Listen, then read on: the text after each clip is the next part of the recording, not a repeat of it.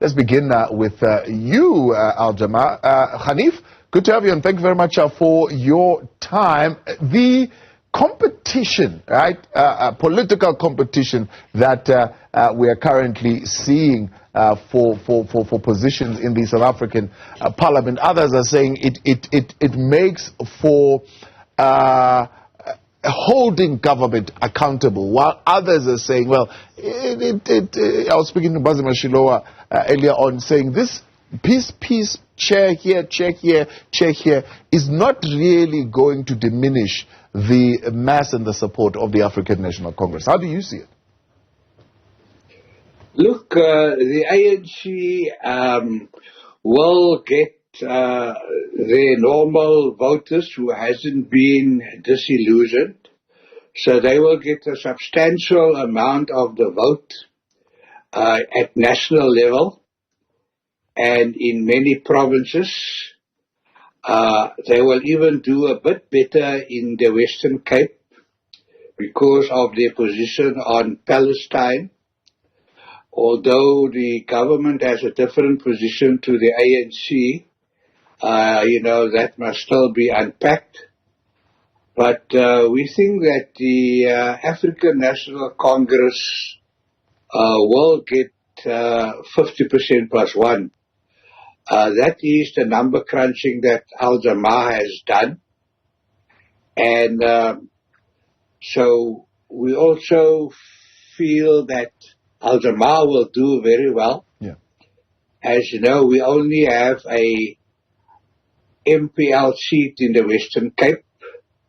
We have now been working in 3 other provinces, and we are very bullish that we will also get a seats in those provinces because we've been working the ground. However, the Western Cape is a particular challenge because we want to remove the Democratic Alliance. This is now at provincial level. As you know, we removed them at municipal level in Joburg. Yeah. After we had an 18-month plan to do so. So we already into 2 years planning to remove the DA at provincial level in the Western Cape. But Al-Jamaa, we don't have the numbers, so we will co-govern like we co-govern the city of Joburg with 9 other parties. We feel in the Western Cape we can co-govern with other parties. Right. I've engaged many of them. Yeah. I've engaged Marius Fransman. Yeah.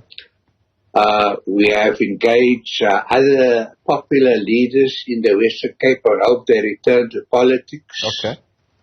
I've even engaged Mandla Mandela and told him that our research shows that you have a lot of support in the Western Cape. Why don't you become Al-Jamaa's premier candidate? I'm going to come back to that question of support, Hanif. Let's bring in Neil here a little bit as well. Neil, good to have you. Should we accept where we are sitting, as Hanif says, that the 2024 elections are going to introduce alliance governance? Others are saying that goodbye to the stability of national government that we have come to enjoy at least over the last 3 decades. Molweni Tabu. Salam, goeienaand. The country is now looking at bated breath because every time I speak, they can't wait what comes out of my mouth. So here it comes. We can't wait. You ready for it? We are ready for it. You are ready for it. Come. Abu, in Afrikaans sê ons hierdie land is nou statig moer toe. This is Afrikaans. Yeah. In English, this country has come to the point where we are rehashing politicians just under new names. We have an ANC, which I belong to, for 32 years, which is now coming to the prophecy of O.R. Tambo, when he said, the only people that can destroy the ANC is the ANC themselves, and they're doing a bloody good job of doing so. We have a president that is like a jellyfish, sitting around and taking consequent decisions and has lost, unfortunately, the respect not only of the people of this country, but globally. We have RETs and PTTs and ANCs and DTTs. And yesterday, an ex-president of the ANC distinguished himself by supporting a new breakaway faction of the ANC. Yeah. That makes it now 2 presidents, Tabu, ex-presidents who have removed themselves to support an ANC under Ramaphosa. Yeah. Now let me quickly tell you, beware of the small party. The Springboks taught us that you can win with +1. Yes? Right. +1. This country will go to battle next year to take 50 +1. I am part of now the multi-party charter in this country. Not the only charter and the alliances that are being formed, as Hanif said. We are 8 parties consequentially sitting in a charter and are waiting to storm ahead to form 50 +1 next year. No person on earth can deny that without energy and power, the economy falling apart, the absolute excuses, I said yesterday, the Minister of Electricity, he just had one job. Now suddenly we are sitting with companies that are going to shut down, to reduce. We've got a failing Minister of Police. Crime rate is escalating. Tabu, how much more can this little country take? So the answer is easy. We've had, before 94, a singular party governing. We've now had a second party for 30 years governing, and we can say what we want. There was no opposition. There was no factual democracy in Parliament. And now you've got us as the small parties coming in. Democracy is now coming to the Republic of South Africa. Yeah. We will have many choices, multiple people coming to stand, and I'm looking forward to that year's battle to change this country to a true democracy, which we fought for, by the way. All right. Rev Kwok, good to have you, and thank you very much thank you so for coming. Democracy, as Neil puts it, in its narrow sense, is expected to enhance political competition. That in turn should be welfare enhancing for the citizen. But is it really going to do that with the small pockets of parties that are going to win? Sit here, sit there, sit here, sit there, as opposed to parties of this varying nature coming under one banner and actually putting together a patriotic front more than just a voting bloc? First of all, let me say compliment and thank you for inviting us as the African Independent Congress. And then would like to say to the South Africans, be safe wherever you are in your holiday times. And then coming to the question that you are asking, you see, multipartyism is part of democratization. And what is the moral fiber that would set apart any political party is the rare epitome of honest politics, where that kind of rare epitome would be the kind of people-centered government. We have seen it from the experience that politics that are egocentric, that are self-serving, that are based on cartelism, so to speak, politics that would be aloof from the interest of the people, such politics are signing their own death penalty. So what would be the deciding factor would be either than the competition, as we put it in the broader canvas of politics, because there are many participants. But for us is the content, either than competition, is the content. What are we bringing into the broader platter of democracy of the South African communities?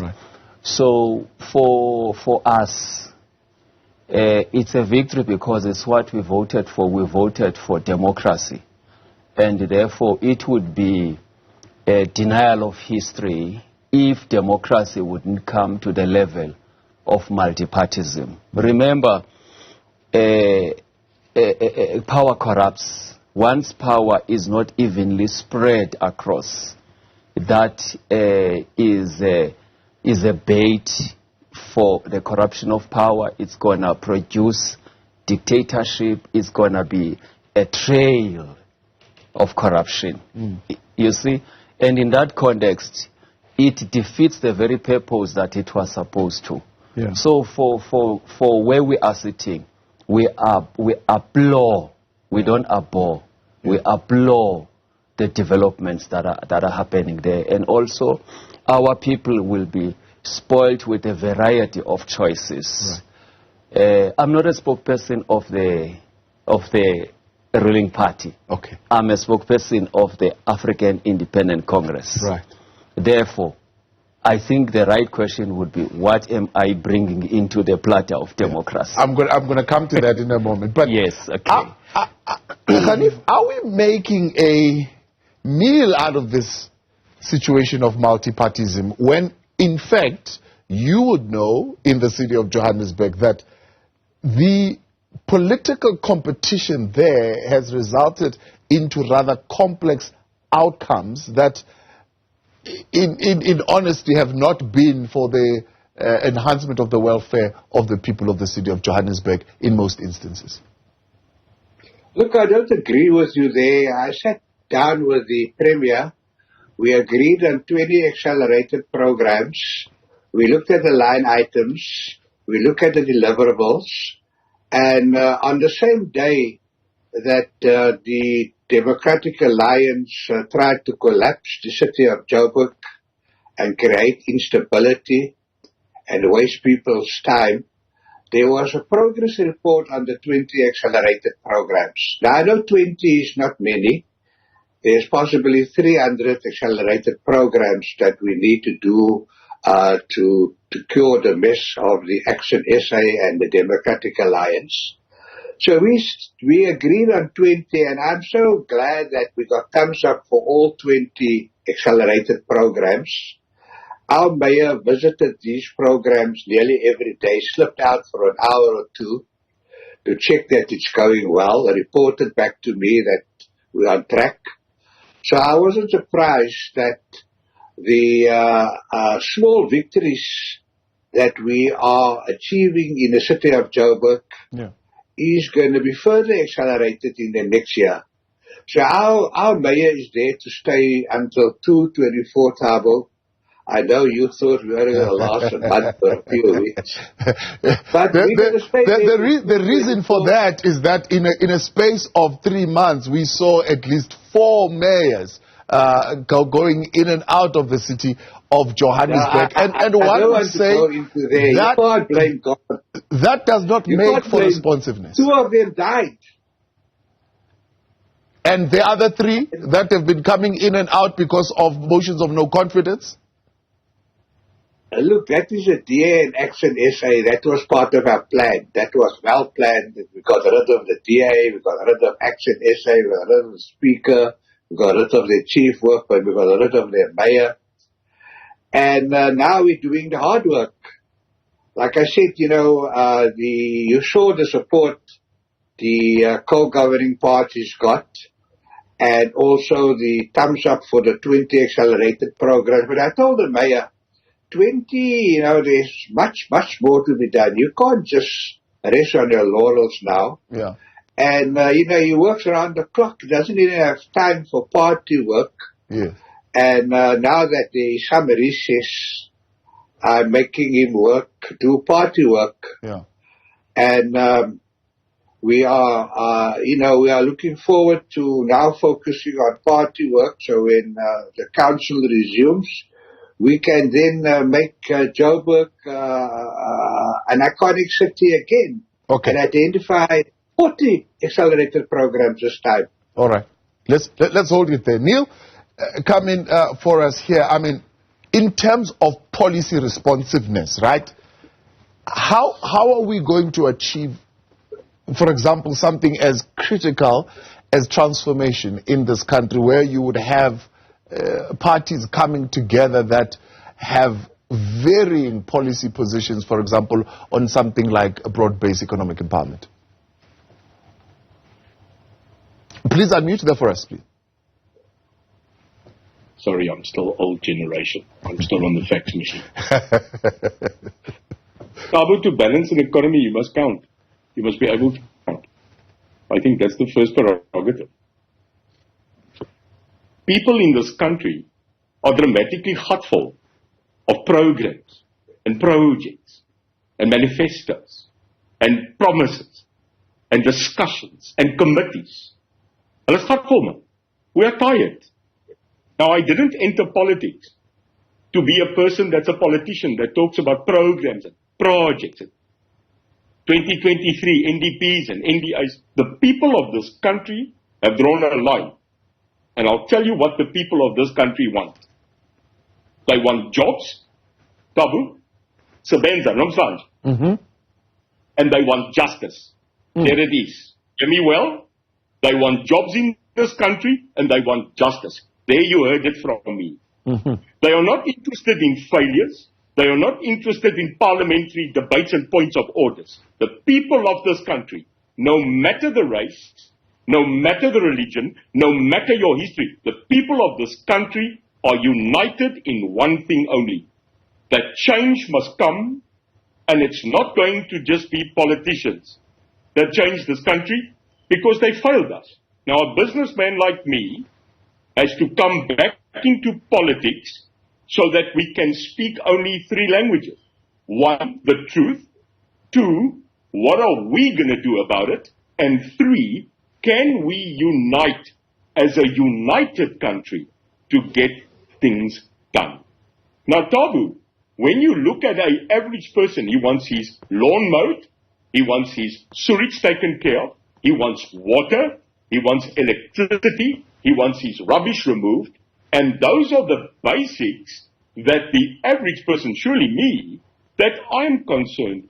How can you do this when nearly 70% of the municipalities in this country are bankrupt? How do we start there? Yeah. So you're saying your election promise is not going to be based on fancy policies and so on and so forth. No. You just going to base it on the basic service delivery issues that people should vote for you on. Absolutely. Jobs and justice. Sort out the crime, stop corruption, put people in jail, make the criminals suffer, and then create an economy where we can stimulate the jobs of the country, which gives you all of this to one word: dignity. This country is hedging on looking at itself and being an abused child. We've got to restore dignity. And here's the point. May I finish on my point? Politics can only take you so far. In the days of the struggle, it was the people like the Ellen Busacks that stood up and fought internally. So what am I saying? We need society organizations to join us and to turn this country around. We can't do this alone. Hacking, of course, still with the smaller parties. The African Independent Congress spokesperson Reverend Jerome Kuam with me here in the studio. Al Jamaa leader Hanif Hendricks, as well as United Independent Movement President Neil de Beer. Rev, 2 things that I want you to answer on as you making us your value proposition. 1, how are you going to improve the capacity of government, as Neil puts it, to effectively deliver and formulate policies? 2, how are you going to ensure dignity for citizens, but also respect for institutions that govern our economic and social interaction? Okay. Thank you very much for these questions. 1, you would remember that there are 3 spheres of government. And the question becomes then, how do we make government a mobile government so that the people have got a feel of their government on a daily basis? So then how do you do that? You do that by right deployment, by right people that are patriotic in their nature, and also by the programs that explain the product of government. Because you'll find out, mostly in service delivery protest, that people do not know what falls where. For an example, people would demand housing from municipality, whilst housing is a competence of the national government. So it simply tells you that you've got a community that does not understand the very setup of their own government. So you've got to have the programs that are empowering, that you introduce the product of government as to what are the limitations of government, where do you get what, and then by so doing you are having a government that is engaging with its own people, and that would lessen also the issues of service delivery protest. Yes.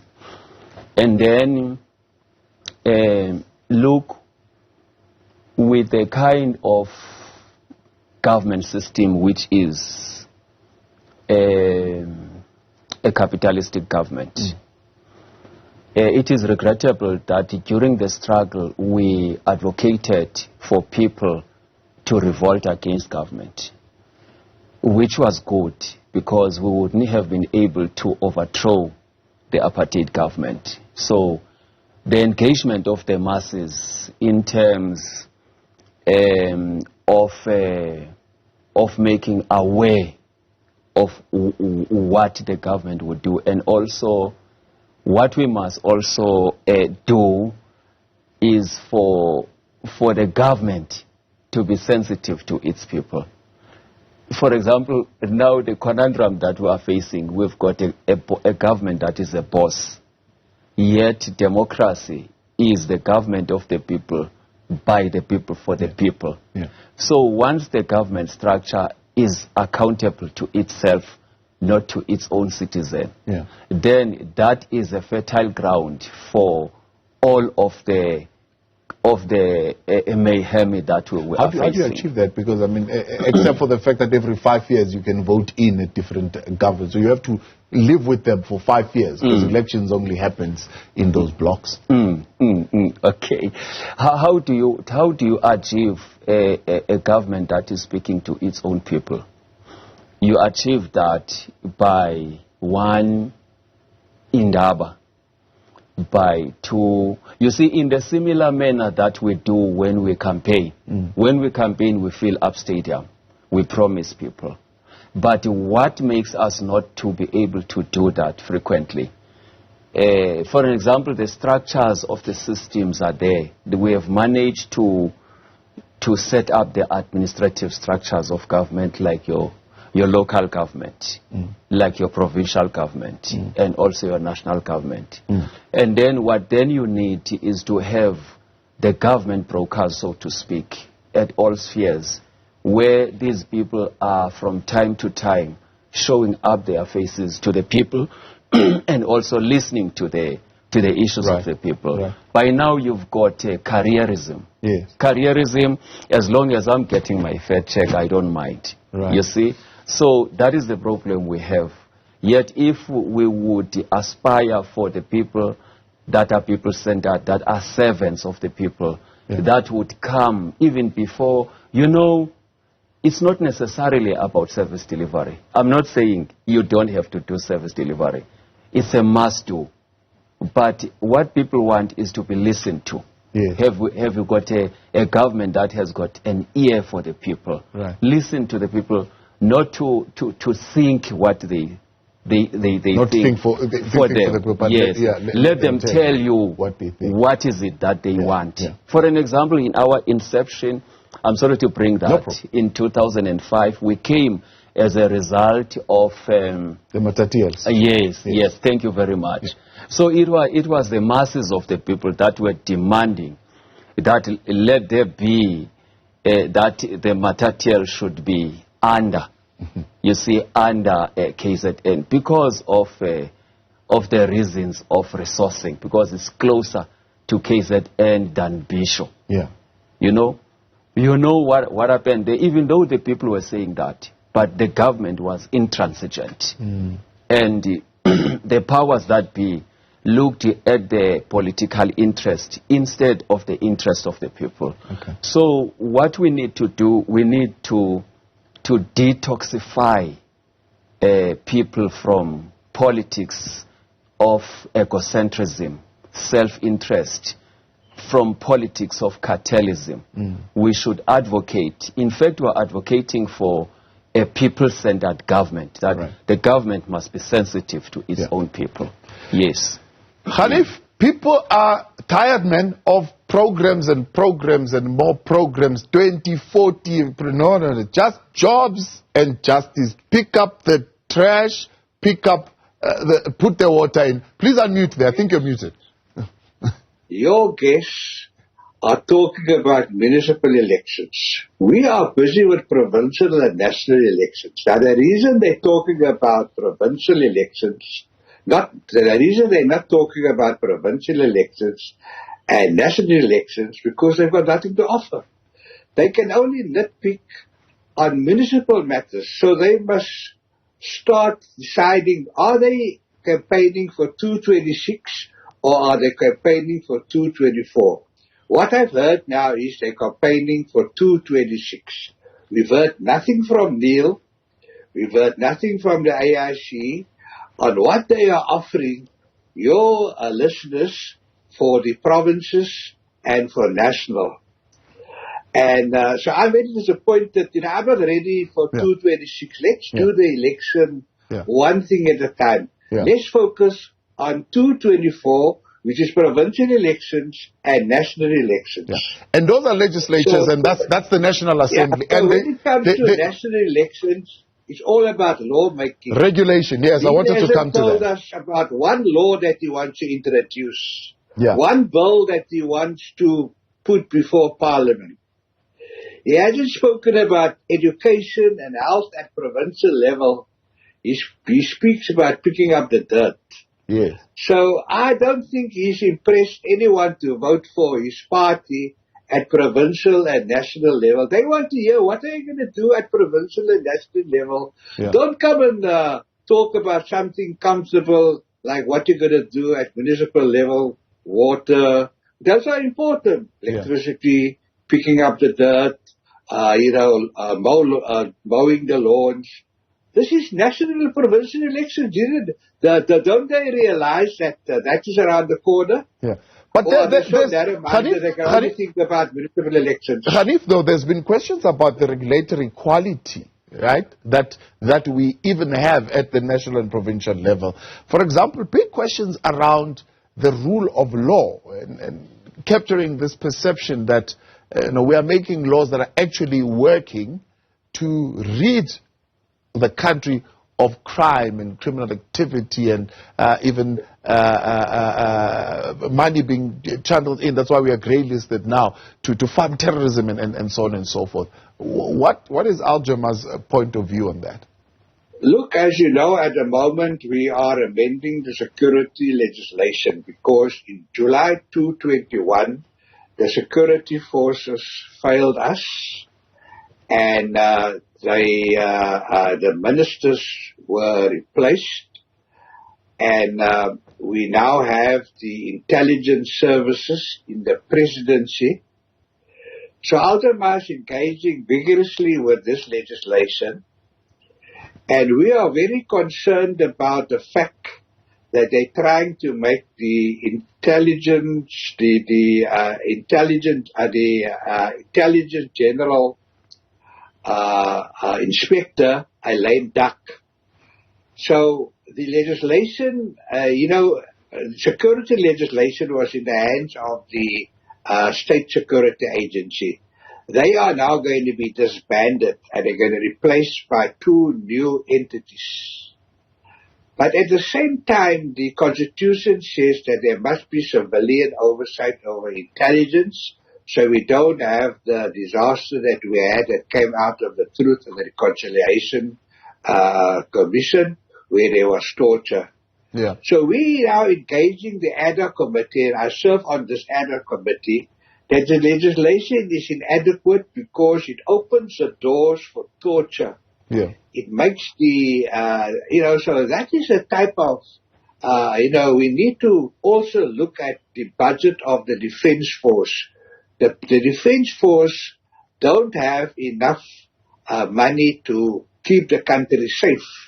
So we're looking forward to the budget speech in February where we are going to look at whether there's enough money to keep the country safe.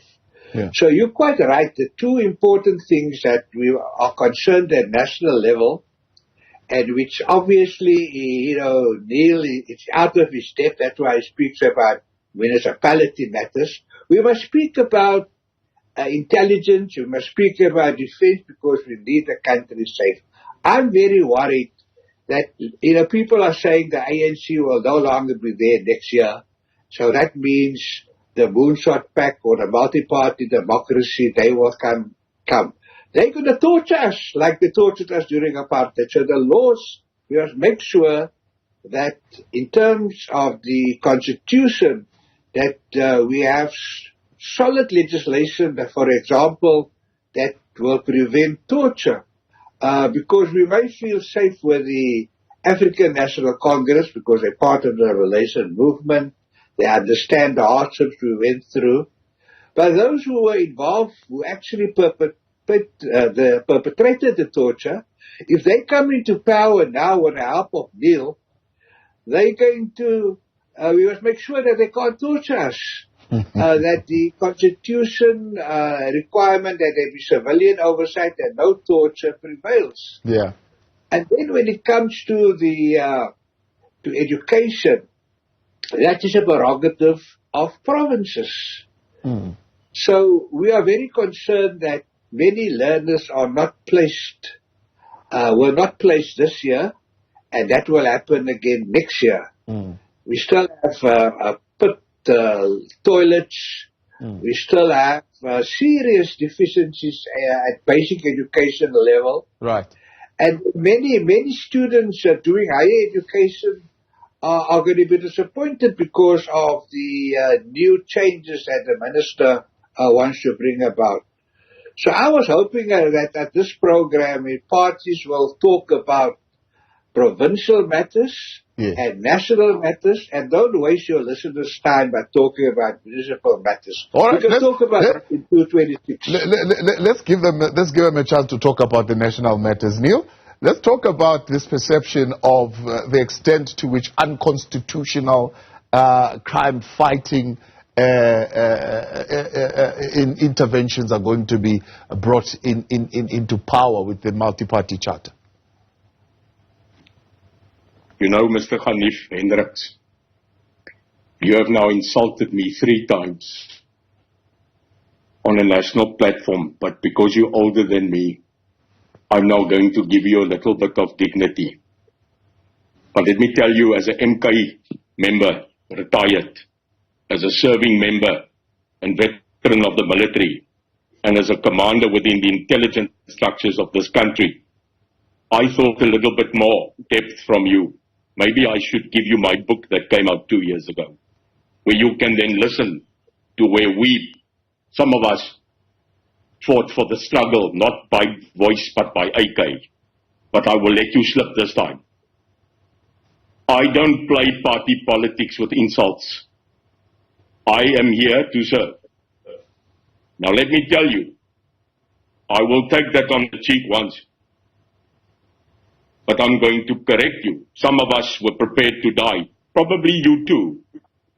But some of us took the front line. We know about torture. We know very much about torture.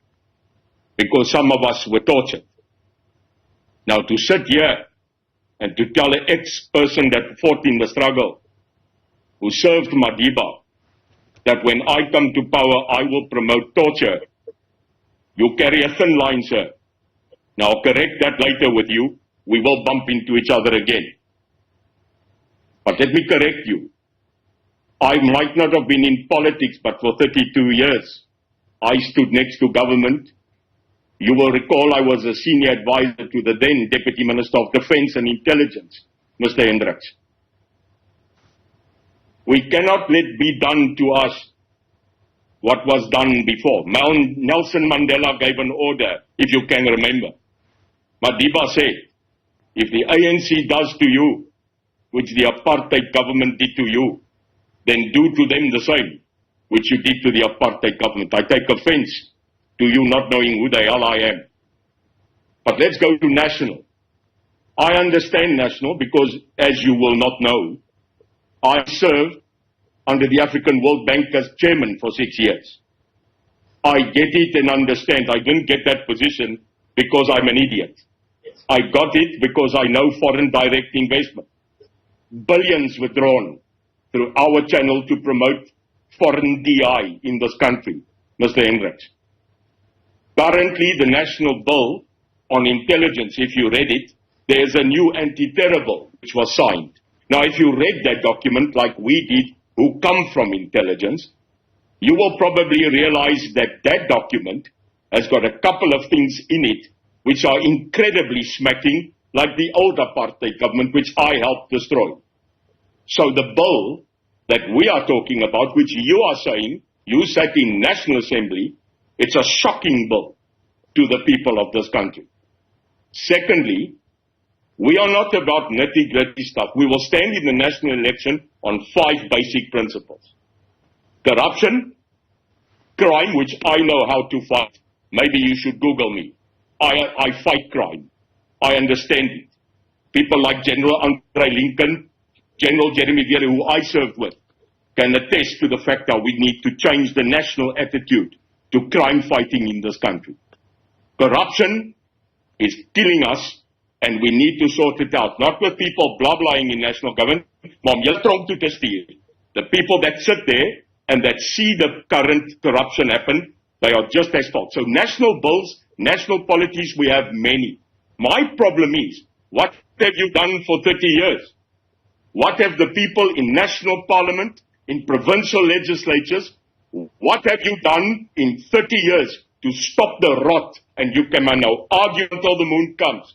You, the people in parliament, you that boast that you are such great politicians, you are the cause and demise of this country's absolute fall over 30 years. State capture under you. 450 billion out by Eskom. Ports gone. So no, sir. I think it's time that people like me, people like my colleagues that will now stand up, we are the new blood. Thank God there's new brooms coming to come and change the attitude of you who have sat there and let this country go to junk status, be qualified as a great country, and we can't even get normal funding. Well, let me tell you, Neil de Beer, the UIM, we are coming. We might have 3 councillors in 3 metros, but hear me, God gaan my hoor vandag. The people of this country are tired. They are tired, they want change, they don't want rubbish anymore, they want straight talk. And if I'm the only guy that goes into Parliament, Mr. Hendricks, and I've got one poster on a pole, hear me well, Neil de Beer speaks well. I'm coming with justice, and I'm coming with God, and I'm not going to sit and be insulted or play that politics. Jy meneer, jy gaan mooi verstaan. Ek is nie hier om met jou te beklei nie. I left you, we didn't play party politics, you brought it in. Now that's fine with me. I will keep quiet, and I will go to the poll. Doesn't matter what the effect is, but we are tired, Mr. Hendricks. We are tired of seeing this country falling apart. Yeah. In closing, I don't have long in politics. I didn't come in to have a career. All right. I have a very good career. Neil, I've got to give Mr. Hendricks a chance to respond to that. It's time that we fix the country. Yeah. It's time. And I haven't got all the answers, I admit so. But I'll remind Mr. Hendricks, he also started as a small party, and I actually know him. And I congratulate him. I will support him. But we need to stand together. Insults are not going to bring justice and jobs to this. Mr. Hendricks, I'm completely out of time, but if you can, please wrap it up for us. No, look, if I said anything that offended Neil, I apologize. Yes, I don't know much about Neil. I don't do research on other politicians. We have our policies. We implement it. I was expecting on this program that we will talk about provincial and national matters or not municipal matters. So maybe I wrongly thought that Neil is out of his depth, that he didn't raise matters at the national or provincial level, and that he focused largely on municipal matters. But, I also respect Neil. We are discussing one another's views here. He is with a coalition that is going to destroy South Africa, and I'm very surprised that he's associated himself with them. They want a return to white rule. They want a return to a Zionist apartheid police state. And so I'm surprised after hearing now what Neil is all about. I have the respect for him, but I'm very surprised that he's associating himself with such people.